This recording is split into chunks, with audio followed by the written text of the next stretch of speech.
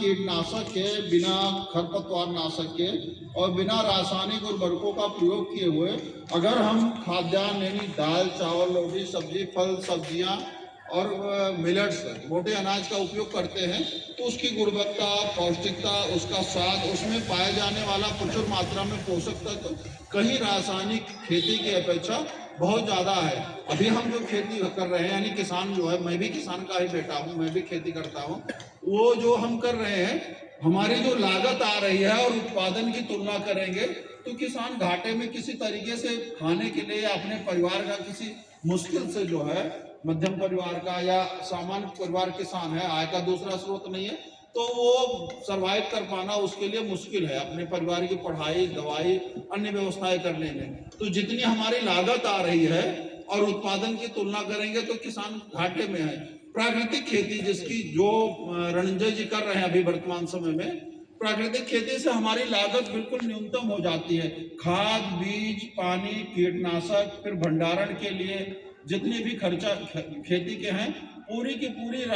प्राकृतिक खेती में जो है 1/10, 1/4 जो है कुछ समय बाद और कम हो जाती है। यानी जो हमारा हाइब्रिड बीजों पर खर्चा होता है, सिंचाई पर खर्चा होता है, गुड़ाई पर खर्चा होता है, बुआई पर खर्चा होता है, और उसके बाद भंडारण, हमने गेहूं ले आया, बाक्स में रख दिया, सल्फास की गोलियां रख देते हैं, जो बचा खचा जहर कम था उसमें वो भी पूरा, यानी हमेशा जो है हमारी जेब से, किसान की जेब से पैसा। प्राकृतिक खेती में कोई भी संसाधन खरीदने के लिए हम बाजार जो है पैसा लेकर नहीं जाते हैं। वो फिर कभी आप लोगों का जो है, मैंने भी देख रहा था, बिहार की काफ़ी संख्या है, रायबरेली के लोग भी काफ़ी संख्या में है। रायबरेली के लोग कभी अपने उधर जिले की तरफ कभी जावे जो है, तो अभी बैठक समाप्त होने के बाद हम नंबर दे देंगे, या आप लोग लखनऊ में सभी लोग रहते हैं, कभी रायबरेली रोड पर जाना हो तो बछरावा जो टोल प्लाजा है उसके पहले दाहिने तरफ 1.5 किलोमीटर जाने के बाद एक किसान सत्यप्रकाश जी रहते हैं। आप उनका खेत देखेंगे, उन्होंने एक भी दाना DAP यूरिया कीटनाशक नहीं डालते हैं, 50 बीघे खेती करते हैं। उनके पास देसी 70-80 प्रकार के धान के बीज हैं, इससे ज़्यादा गेहूं के बीज हैं, केवल काला नमक की जो है 8 प्रजातियां हैं, देसी बीजों के सैकड़ों प्रकार के, उनके सब्जियों के अन्य प्रकार के भंडार है। यानी वो प्रगतिशील किसान हैं। जैसे आपने बताया, पालेकर जी का शिविर उन्होंने करके, सुभाष पालेकर जी का, खेती प्रारंभ की। उनके यहाँ उत्पादन जब खेत में खड़ी रहती तभी पहले से ही बिक जाता है। ऐसे लखनऊ में पास में एक सुरेंद्र सिंह किसान है, आपके मुल्लाही खेड़ा नटपुर में जो है एयरपोर्ट और ये उसकी सरोजनी नगर तहसील वाली जो रोड है, तो वहाँ पर वो एक कोल्हू लगाए हुए, यानी सरसों पेरने की मशीन उन्होंने लगा रखी है, इसकी गेहूं पीसने की मशीन लगा रखी है, और भी दलिया बनाने की भी लगा रखी है, खुद लगाई। एक बायोगैस बना रखा है, 2-3 देसी गाय हैं, उस गाय से जो बायोगैस से सैलरी निकलती है वो खाद के रूप में जीवामृत, घन जीवामृत बनाते हैं। दूसरा, उसे जो उनकी प्रकाश ऊर्जा की पूर्ति होती है, ईंधन जो है भोजन बनाने के काम में आ जाता है। तो मॉडल वो बायोगैस समूह है जो है प्रदेश भर में उस आधार पर जगह जगह बना हुआ है। तो वो भी आपको कभी इस प्रकार के उत्पाद की जरूरत है तो वो भी घर पहुंचाने का काम करते हैं। ऐसे लखनऊ में मुख्यमंत्री जी मंडी बोर्ड के अध्यक्ष हैं, हम लोगों ने आग्रह किया था, एक स्थान गोमती नगर में, आप लोगों ने देखा होगा, सिनेपालिस माल के पास जो है मंडी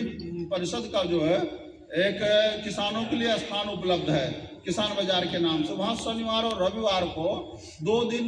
हमारे किसान जाते हैं, अपने खेत का उत्पाद ले करके, आपको उनके ठीक उन्हीं से जो है वो उत्पाद मिल जाएगा। वहाँ ऐसे ही किसान जाते हैं जो इस प्रकार के जो है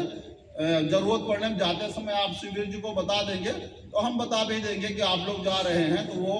आप उनसे मिल करके जो अच्छा लगता है। ये किसान उधर मलिहाबाद क्षेत्र के हैं, माल क्षेत्र के हैं, वो भी अपना जो है ला करके कुछ सब्जियां हैं, कुछ और घर पर पहुंचा जाते हैं। सीतापुर रोड पर रामचंद्र मिशन है, आप लोगों ने देखा होगा, IIM के बगल में, वहाँ पर परिसर में इसी प्रकार की खेती होती है। पूरा परिवार जो है, परिवार काम है। तो हर रविवार को जगह है इधर, तो हर रविवार को वो 9 बजे के आसपास, 8 बजे के आसपास, वो जो वहाँ से तैयार सब्जियां हैं वो वहां पर रखते हैं हम लोगों के लिए भी